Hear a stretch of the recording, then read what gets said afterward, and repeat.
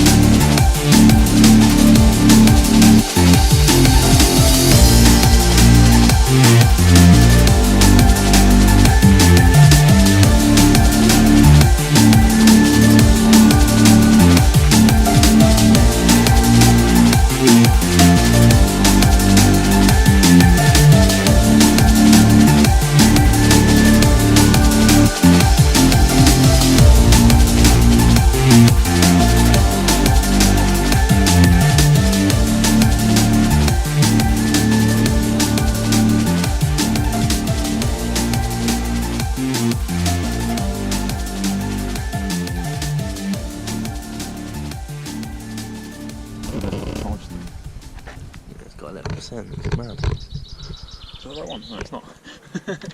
Wrong one, wrong one.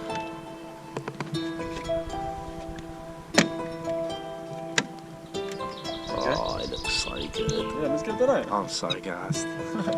It's literally the smallest change, but it makes the biggest difference. Happy days.